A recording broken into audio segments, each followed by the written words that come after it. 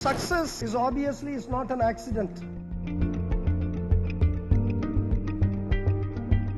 Veranda ES, where your dream becomes reality.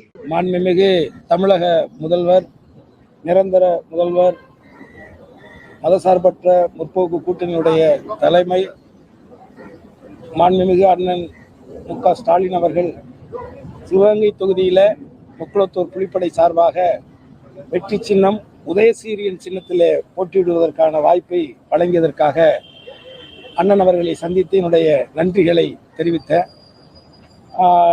நாளைக்கு இங்கே ஒரு கூட்டம் இருக்குது தளபதியோட தலைமையில். அந்த கூட்டத்தை முடிச்சுட்டு நேரடியாக நான் சிவகங்கை தொகுதிக்கு போய் வாக்கு சேகரிக்க போகிறோம். 234 தொகுதிகளிலும் இந்த நல்லாட்சி, இந்த 5 ஆண்டு காலங்கள் நடந்த நல்லாட்சி மீண்டும் தொடர வேண்டும் என்ற மனநிலையில் தான் தமிழக மக்களுடைய மனநிலை உறுதியாக இருக்கிறது. அந்த நிலையில் நிச்சயமாக மாண்புமிகு தமிழக முதல்வர் அறிவித்த மகத்துவமான திட்டங்களை நிறைவு கூறும் வகையிலும் அந்த திட்டங்கள் தொடர வேண்டும் என்கின்ற எண்ணத்திலும் தமிழக மக்கள் வாக்களித்து 234 தொகுதிகளிலும் பெருவாரியான வாக்குகளை பெற்று அனைத்து வேட்பாளர்களும் வெற்றி பெறுவார்கள் என்று முழுமையாக நான் நம்புகிறேன்.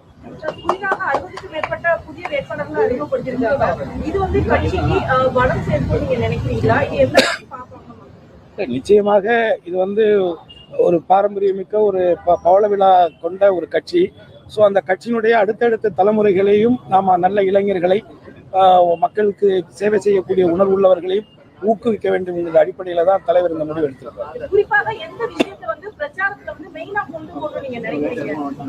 தளபதி அவர்கள் சமீபத்தில் இந்த கடந்த ஆண்டுகளில் மக்களுக்கு, தமிழ்நாட்டு மக்களுக்கு, குறிப்பா பெண்களுக்கு அவர்கள் செய்த திட்டங்கள், கலைஞர் காப்பீட்டு திட்டங்கள், கலைஞருடைய உதவி திட்டம், அதே மாதிரி மாணவிகளுக்கான அந்த ஊக்கத்தொகை, அடுத்து இளைஞர்களுக்கு விளையாட்டுத்துறையில செய்யப்பட்ட மிகப்பெரிய வாய்ப்புகள், இது போன்ற அதே மாதிரி காலை உணவு திட்டம், இதெல்லாம் இலவச பஸ் வசதிகள் கொண்ட மகளிருக்கான திட்டம், இப்படி நம்ம சொல்லிக்கிட்டே இருக்கலாம்.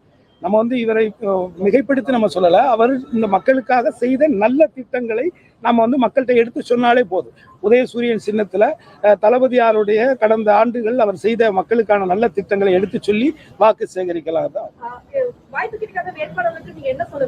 என்னம்மா? ஆமா ஆமா, அது நிச்சயமாக அவங்க ஒரு கட்சியை சார்ந்து அந்த கட்சிக்காக பல ஆண்டுகள் தியாகம் பண்ணி அவங்களுக்காக உழைச்சிருப்பாங்க.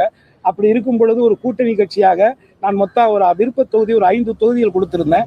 அந்த 5 தொகுதியில ஒரு தொகுதியைத்தான் தலைமையை தலைவர் ஸ்டாலின் அவர்கள் அண்ணன் ஒரு முடிவெடுத்து அறிவிச்சிருக்காங்க. இது நிச்சயமாக அவர்களுக்கு இந்த பதவியில் போட்டியிடணுங்கிற ஆர்வத்தில் உள்ளவங்களுக்கு நிச்சயமாக மன வருத்தம் இருக்கத்தான் செய்யும். பட் என்னை பொறுத்தவரை அங்கே இருக்கக்கூடிய ஒவ்வொருவரும் ஒரு சட்டமன்ற உறுப்பினராக இருக்கிறாங்க. நான் இருக்கிறேன்னா நான் சட்டமன்ற உறுப்பினர் இல்லை, அந்த சிவகங்கை மக்கள் தான் சட்டமன்ற உறுப்பினர். நான் மக்களுக்காக வேலை செய்யக்கூடியவன். அந்த மக்கள்கிட்ட எந்த பாகுபாடும் என்கிட்ட இருக்காது. ஏழை எளிய மக்கள், அதுவும் குறிப்பாக தமிழக முதல்வர் செய்யக்கூடிய பல அற்புதமான திட்டங்களை அந்த பகுதி மக்களுக்கு கொண்டே சேர்க்கிறதுல நான் முதன்மையாக இருப்பேன்.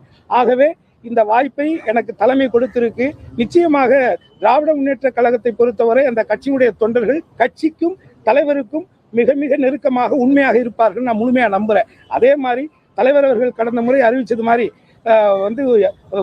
கூட்டணி வேட்பாளராக இருந்தாலும் அவர்களுடைய கட்சி சார்ந்த வேட்பாளராக இருந்தாலும் அவர்களை அத்தனை பேரும் ஒற்றுமையாக இருந்து நான் தான் அங்கே வேட்பாளர், நான் தான் 234 தொகுதிக்கும் தளபதி தான் வேட்பாளர் என்று சொல்லியிருக்காங்க. நிச்சயமாக அவங்க எல்லாருமே என்னை உணர்ந்து, என்னை புரிந்து எனக்கு உறுதுணையா இருப்பாங்க நான் முழுமையா நம்புறேன்.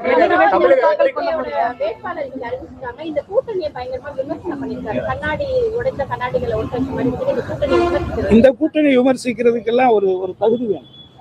ஏன்னா நிச்சயமாக இந்த கூட்டணியில என்ன குறை சொல்றாரு அவரு? இப்போ நான் ஒரே ஒரு கேள்வி கேட்கிறேன், இது நியாயமா என்னன்னு மட்டும் சொல்லுங்க. இப்போ ஒரு கட்சியினுடைய தலைவராக ஒரு குறிப்பிட்ட ஒரு வாக்குகளை திட்டமிட்டு அவர் 2 தொகுதியில் போய் போட்டிடுறாரு. அதே மாதிரி இப்போ அவருடைய பேர் ஜோசப் விஜய்னு இப்போ இதில் போட்டிருக்காங்க. இது வரைக்கும் நமக்கு விஜய்னு தான் தெரியும். இன்னைக்கு தான் அவர் ஜோசப் விஜய்னு சொல்லியிருக்கிறாரு. ஆனால் சமீபமாக ஒரு வருடங்களுக்கு முன்னாடி அவருடைய தந்தையார் சந்திரசேகர் இயக்குனர் தாய் மதத்துக்கு திரும்பிட்டேன்னு சொல்லியிருக்காரு. தாய் மதத்துக்கு திரும்பிட்டேன்னு சொல்லியிருக்காரு. அப்போ இவர் என்ன அப்படிங்கிற ஒரு கேள்வி இருக்கு. இன்னும் டீப்பெல்லாம் உள்ள போகலாம். பட்டு நீங்க வந்து ஒரு கட்சி தலைவர் அந்த பொறுப்பை உணர்ந்து நீங்க வந்து பேசணுங்கிறது என்னுடைய சின்ன வேண்டுகோள். சிறுபான்மையினர் ஓட்டெல்லாம் அவ்வளவு ஈஸியெல்லாம் கவரெல்லாம் முடியாது. இல்ல அவங்க நோக்கம் அப்படி இருக்கலாம், அப்படி அவங்களுக்கு நோக்கம் இருக்கலாம். பட் இருந்தாலும் வாக்கு அதுவும் மக்களுக்காக நீங்க போய் வேலை செஞ்சிருக்கணும். அந்த மக்களுக்காக என்னைக்காவது நீங்க குரல் கொடுத்துருக்கணும். முதல்ல நீங்க வந்து என்னைக்காவது ஒரு கிறிஸ்துமஸ் வாழ்த்து சொல்லிருக்கீங்களா? இத்தனை காலங்கள் சினிமாவில் இருந்தீங்கல்ல, இன்னைக்கு தன்னை கிறிஸ்தவர்னு அடையாளப்படுத்திக்கிற நீங்க இதுவரைக்கும் என்னைக்காவது உங்க வாழ்நாளில் ஒரு கிறிஸ்துமஸுக்கு ஒரு வாழ்த்தோ இல்ல அந்த மக்களோட சேர்ந்து ஒரு நிகழ்ச்சியோ ஏதாவது நீங்க நடத்திருக்கீங்களா?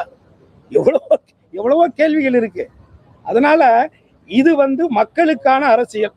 மக்களுக்கு பிரச்சனை அப்படின்னு வரும்பொழுது மக்களோட மக்களாக நின்று போராடக்கூடியவர்களுக்கு தான் மக்கள் அங்கீகாரம் கொடுப்பாங்க.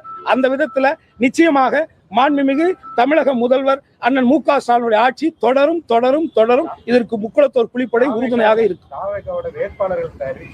ஆமா,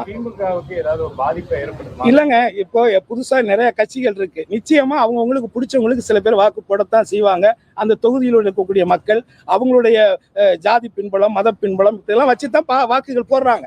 ஆனால் என்னை பொறுத்தவரை என்ன வாக்கு வாங்கினாலும் திராவிட முன்னேற்ற கழகத்தினுடைய இந்த மதசார்பற்ற கூட்டணியுடைய வெற்றிகள் பாதிக்கப்படாது அப்படிங்கறத நான் ரொம்ப உறுதியா நம்புறேன். என்னைக்கு வேட்புமனு தாக்கல் பண்றீங்க? பண்ணிடுவோம், நல்ல நாள் பார்த்து சொல்லுங்க, பண்ணிடுவோம்.